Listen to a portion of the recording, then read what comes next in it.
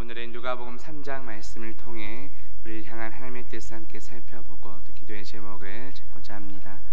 누가복음 3장은 예수님보다 앞서 왔던 세례 요한이 장차 오실 예수 그리스도의 길을 예비하는 그런 모습을 보여줍니다. 오늘 말씀을 통해 세례 요한의 사역을 살펴보고 이제 다시 오실 그 예수 그리스도의 길을 우리가 이제 어떻게 예비하며 살아갈지 깨닫는 저와 성도님들 되시기를 주님의 이름으로 바라겠습니다. 1절과 2절 말씀은 세례 요한의 사역이 시작될 때 당시의 상황이 어떠했는지를 우리에게 보여줍니다.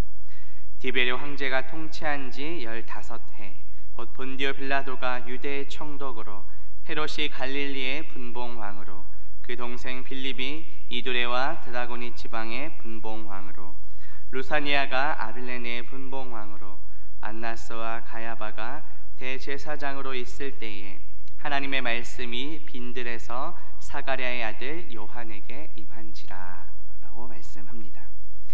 디베레 황제는 로마 제국의 두 번째 황제입니다. 바로 앞장인 누가복음 2장 1절에 나오는 가이사 아구스도는 로마 제국의 첫 번째 황제였습니다. 이 가이사 아구스도는 우리가 지난주 새벽에 들은 것처럼 천하의 호정령을 내렸던 황제였습니다. 그리고 그에 이어서 이제 디베레 황제가 로마 제국의 두 번째 황제가 된 것입니다. 오늘 본문은 디베레 황제가 통치한 지 15년이 되었다고 말씀합니다. 누가는 당시 로마의 황제가 누구였는지 말한 후에 이제 유대의 그 각 지방별 통치자에 대해서 또 이어서 소개합니다. 당시의 유대는 로마 관리들에 의해서 직접 통치되면서 또 동시에 헤롯 가문의 세력에 의해서 통치가 분할로 이루어졌습니다. 먼저 본디오 빌라도는 당시 유대의 총독이었습니다. 본디오 빌라도는 우리가 매주 예배 때 고백하는 사도신경에도 그 이름이 등장합니다. 예수님께서는 이 본디오 빌라도에게 고난을 받으셨습니다. 본디오 빌라도는 예수님을 재판하여 십자가형에 처하게 만든 장본인입니다. 그리고 이어서 분봉왕이 소개되는데, 분봉왕은 각 지역을 분할하여 통치하는 사람들을 가리킵니다. 먼저 헤롯은 갈릴리의 분봉왕이었습니다. 여기에 나오는 헤롯은 헤롯 대왕의 아들인 헤롯 안티파스를 가리킵니다. 그렇다면 이 헤롯 안티파스의 아버지였던 헤롯 대왕은 어떤 사람이었습니까? 마태복음 2장에서 예수님이 탄생하셨을 때 2살 아래의 어린아기들을 다 죽이라고 명령했던 바로 그 왕입니다. 그 헤롯 대왕의 자녀 중 한 명이 바로 오늘 본문에 나오는 헤롯 안티파스입니다. 헤롯 대왕이 죽은 뒤에 영토는 3분할되었습니다. 그리고 각각 그 작은 지역들을 나눠서 분봉왕들이 다스리게 됩니다. 헤롯의 동생인 빌립은 이두레나와 드라고니 지방의 분봉왕으로, 또 루사니아가 아빌레네의 분봉왕으로 다스렸다라고 소개합니다. 누가는 이렇게 세례 요한이 사역하던 그 초기에 당시의 정치 지도자들 먼저 소개한 다음 이제 이어서 종교 지도자들이 누구였는지 소개합니다. 2절에 보면 안나스와 가야바가 등장합니다. 원래 율법대로라면 유대의 대제사장은 종신직이며 오직 한 사람만이 그 직분을 감당하도록 되어 있었습니다. 그런데 당시에 로마 정권이 강제적으로 대제사장을 임명하기도 하고 또 해임시키기도 해서 이때 2명 이상의 대제사장이 공존하게 되었습니다. 세례 요한과 또 예수님이 사역하던 당시에 안나스와 가야바, 이 2명이 대제사장직을 맡고 있었습니다. 안나스는 가야바의 장인이고 가야바는 안나스의 사위입니다. 이렇게 누가가 세례 요한의 사역을 소개하기에 앞서서 당시의 상황을 구체적으로 묘사하는 이유가 무엇일까요? 이 누가는 의사이면서도 또 동시에 역사가이기도 했습니다. 세례 요한과 또 예수님께서 이 땅에 오셔서 사역하셨다는 것이 확실한 역사적 사실임을 강조하는 것입니다. 바로 그러한 상황 속에서 하나님의 말씀이 빈들에서 사가랴의 아들 요한에게 임하게 됩니다. 이 빈들은 바로 광야를 가리킵니다. 또 사가랴의 그 이름의 뜻은 여호와께서 기억하신다라는 뜻입니다. 이 사가랴는 누가복음 1장에 등장합니다. 성령의 충만함을 받아서 이렇게 예언합니다. 누가복음 1장 70절에 보면 주께서 예로부터 거룩한 선지자의 입으로 말씀하신 바와 같이라고 말합니다. 이처럼 세례 요한은 구약 성경에서 예언된 말씀을 성취하여 온 사람입니다. 누가복음 3장 4절부터 6절에 보면 선지자 이사야의 책에 쓴 바 광야에서 외치는 자의 소리가 있어 이르되 너희는 주의 길을 준비하라. 그의 오실 길을 곧게 하라. 모든 골짜기가 메워지고 모든 산과 작은 산이 낮아지고 굽은 것이 곧아지고 험한 길이 평탄하여질 것이요 모든 육체가 하나님의 구원하심을 보리라 함과 같으니라고 말씀합니다. 누가는 여기서 구약의 그 이사야 선지자가 예언했던 그 말을 이제 인용하고 있습니다. 그 구약의 이사야 선지자 말씀은 어떤 것일까요? 이사야서 40장 3절에서 5절에 보면 비슷한 내용이 나옵니다.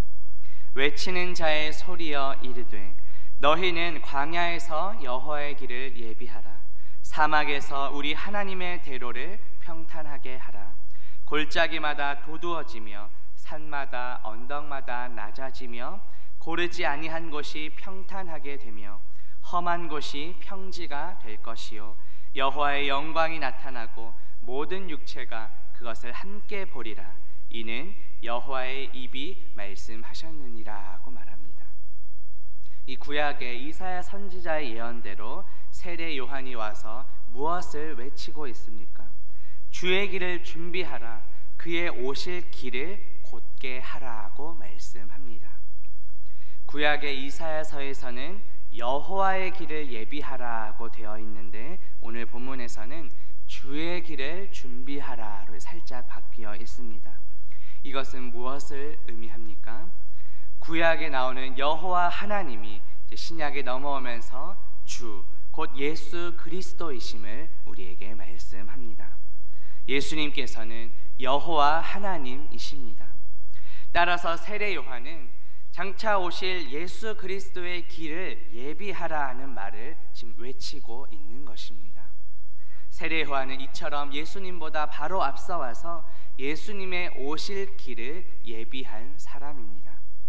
죄사함을 받게 하는 회개의 세례를 전파함으로 사람들이 예수님께 나아올 수 있도록 했습니다.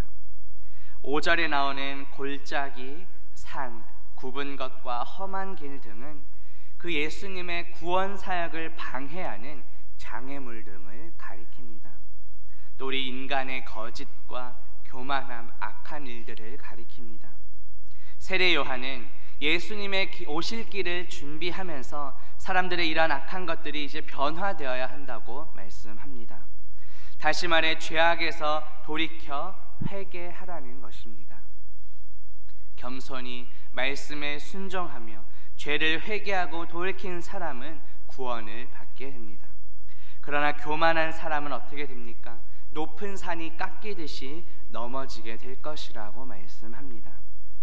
6절 말씀에 보면 모든 육체가 하나님의 구원하심을 보리라고 말씀합니다.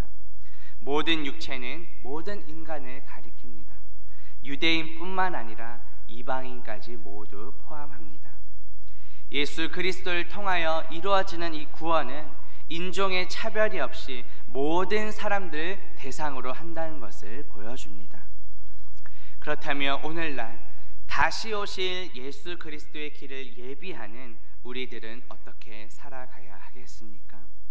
믿지 않는 가족들과 이웃들도 구원하기를 원하시는 그 예수 그리스도를 전파해야 합니다.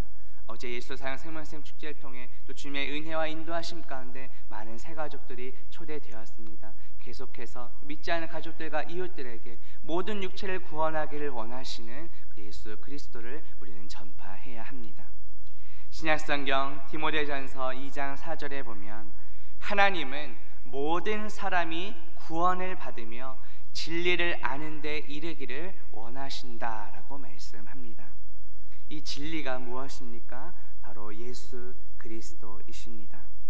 모든 육체가 하나님의 구원하심을 볼 수 있도록 진리 되시는 예수 그리스도를 전파하는 저와 성도님들 되시기를 주님의 이름으로 바라겠습니다.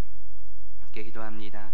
하나님 아버지, 오늘 말씀을 통해 세례 요한의 사역과 또 이 땅에 오신 예수 그리스도가 역사적인 사실임을 확실히 깨닫게 하시니 감사합니다. 오실 예수 그리스도의 길을 예비했던 세례 요한처럼 우리도 다시 오실 예수 그리스도의 길을 예비하게 하옵소서. 모든 사람이 하나님의 구원하심을 볼 수 있도록 진리이신 예수 그리스도를 전파하는 우리 모두가 되게 하옵소서. 예수 그리스도의 이름으로 기도합니다. 아멘.